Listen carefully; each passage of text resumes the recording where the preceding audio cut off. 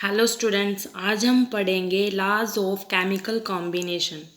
Laws of chemical combination में हम 5 laws के बारे में बात करेंगे। फर्स्ट क्या है? Law of conservation of mass. Second is law of constant composition. Third is law of multiple proportion and fourth is law of reciprocal proportion. Fifth is law of combining volume. सबसे पहले हम first पढ़ेंगे law of conservation of mass. क्या कहता है? Conservation means constant. कौन होगा constant? इसमें मास की बात करेंगे हम। इसमें मास है जो कांस्टेंट रहेगा। ठीक है। Law of conservation of mass क्या कहता है? देखो, मास can neither be created nor be destroyed. इसका मतलब क्या है कि द टोटल मास है जो रिएक्टेंट का, वो किसके इक्वल होगा? मास ऑफ द प्रोडक्ट। अगर हम रिएक्शन की बात करें, जैसे एग्जाम्पल के थ्रू बताती हूँ। अगर रिएक्शन की बात करें, ये रिएक्टेंट मान लो, जो स्टार्टिंग मटेरियल लिया हमने H2 और हाफ मोलिक्यूल ऑफ ऑक्सीजन का लिया हमने रिएक्टेंट। स्टार्टिंग मटेरियल क्या बना? प्रोडक्ट में वाटर मोलिक्यूल बना। जैसे H2 का यहाँ पे मास कितना है? 2 ग्राम, और हाफ मोलिक्यूल ऑफ O2 का कितना है? 16 ग्राम। तो प्रोडक्ट में जो वाटर मोलिक्यूल है, इसका टोटल का जो मास है वो कितना हुआ? 18 ग्राम। और यहाँ पे भी टोटल कितना हुआ? 2 + 16 = 18 ग्राम। मतलब क्या है? जो रिएक्टेंट में मास है 18 ग्राम, वही मास प्रोडक्ट में भी है। मतलब चेंज नहीं हुआ। जितना मास रिएक्टेंट का है उतना ही मास प्रोडक्ट का है। ठीक है।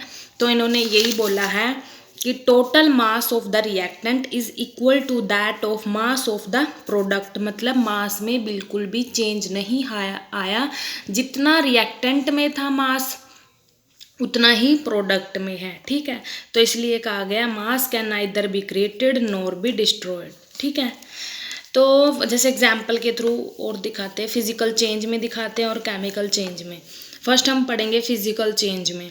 फिजिकल चेंज जैसे अ पीस ऑफ आइस ले लिया हमने। ठीक है। किसमें? स्मॉल कॉनिकल फ्लास्क में। एक कॉनिकल फ्लास्क में हमने आइस का पीस ले लिया जो कि सॉलिड है। It is well cocked. Cocked मतलब उस कॉनिकल फ्लास्क को ऊपर से वो कर दिया, बंद कर दिया। ठीक है। एंड वे मतलब उसका वेट मेजर करने के लिए, उसको मतलब उसका वेट मेजर किया हमने। तो क्या हुआ? The flask is now heated gently to melt the ice into water. जब हम फ्लास्क को हीट करेंगे तो जो आइस है वो मेल्ट हो जाएगी और किस में कन्वर्ट हो जाएगी? वाटर में। तो यहाँ पे जितना मास पहले रिएक्टेंट क्या है यहाँ पे? आइस। आइस का जितना मास रिएक्टेंट में था, हीट करने के बाद, हीट मतलब जो हमने फिजिकल चेंज आया है यहाँ पे, फिजिकल चेंज क्या? सॉलिड से लिक्विड में कन्वर्ट हुआ है। जब ये लिक्विड में मतलब वाटर में कन्वर्ट हुआ है, इसका मास तब भी सेम टू सेम है, चेंज नहीं हुआ। द फ्लास्क इज अगेन वे। दोबारा अगर उसको मतलब उसका जो वेट है उसको मेज़र किया तो क्या पाया हमने? So there is no change in the weight though a physical change has taken place. मतलब जो रिएक्टेंट में था मास, वो प्रोडक्ट में भी सेम है। तो क्या कह रहा है लॉ ऑफ कंजर्वेशन ऑफ मास? कि मास ना तो इंक्रीज होगा ना डिक्रीज होगा। जो स्टार्टिंग मटेरियल का मास होगा वही प्रोडक्ट का मास होगा। मतलब बिल्कुल चेंज नहीं होगा, कांस्टेंट होगा। जैसे सेकंड पढ़ते हैं हम बाय केमिकल चेंज से। डीकम्पोजिशन ऑफ मर्क्यूरिक ऑक्साइड का एग्जाम्पल लेके चलते हैं। ठीक है। मान लो 100 ग्राम ऑफ मर्क्यूरी ऑक्साइड को हम हीट करते हैं, एक ट्यूब में हीट करते हैं। ठीक है। वो डिकम्पोज हो जाती है किस में? मर्करी में और ऑक्सीजन गैस में। मर्करी का वेट कितना है? 92.6 और ऑक्सीजन का 7.4 ग्राम। ठीक है। जो मास है, जो पूरे प्रोडक्ट का मास है वो कितना है? 100। 92.6 + 7.4 कितना हो गया? 100 ग्राम। ठीक है। जैसे यहाँ पे देखो रिएक्शन में, ये मर्करी ऑक्साइड है, इसका जो मास है वो कितना है? 100 ग्राम। ये अब सॉलिड फॉर्म में है। हमने इसको हीट किया हमने इसको, तो ये लिक्विड फॉर्म में मर्करी में डिकम्पोज हुई और ऑक्सीजन गैस में डिकम्पोज हुई। ठीक है, जो मरकरी है लिक्विड उसका मास कितना है 92.6 ग्राम और इसका कितना है 7.4 ग्राम। इनको दोनों को प्लस करके देखो 92.6 प्लस 7.4 कितना हुआ 100 ग्राम ही हुआ। मतलब क्या जो रिएक्टेंट में मास था वही प्रोडक्ट में है, चेंज नहीं आया बिल्कुल भी। ठीक है, इसे ही कहते हैं हम क्या कहते हैं लॉ ऑफ कंजर्वेशन मास। ठीक है,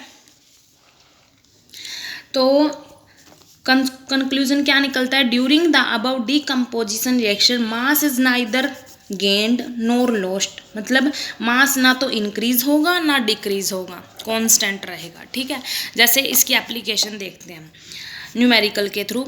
वट मास ऑफ AgNO3 मतलब silver nitrate will react with 5.85 gram of sodium chloride. क्या बोला इन्होंने, जो सिल्वर नाइट्रेट है वो किसके साथ रिएक्ट कर रहा है, सोडियम क्लोराइड के साथ। उन्होंने सोडियम क्लोराइड का मास दे दिया और सिल्वर नाइट्रेट का दिया नहीं है, तो क्या प्रोडक्ट बन रहा है, to produce 14.35 gram of silver chloride and 8.5 gram of sodium nitrate.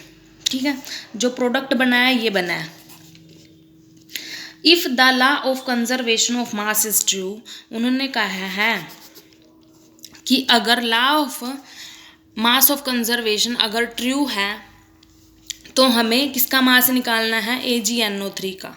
कैसे निकालेंगे देखो, जो हमने मास निकालना है AgNO3 का वो लेट करके चलेंगे एक्स लेट करके चलेंगे। तो रिएक्शन देखो क्या है, उन्होंने कहा सिल्वर नाइट्रेट है जो अगर रिएक्ट करेगी सोडियम क्लोराइड के साथ, ठीक है, उसका मास दे दिया इन्होंने 5.85 ग्राम और सिल्वर नाइट्रेट का दिया नहीं, वो हमने लेट कर रखा है एक्स, वो हमने निकालना है।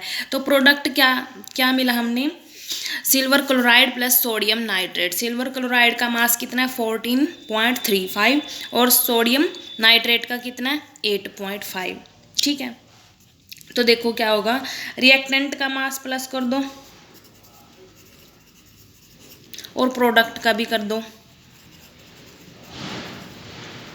अब देखो law of conservation of mass क्या कहता है कि total mass of the reactant is equal to the total mass of the product. तो इक्वल रखो इनको। ठीक है, x plus 5.85 equal to 14.35 plus 8.5। यहाँ से हमारे पास x की वैल्यू क्या आ गई 17.0 ग्राम।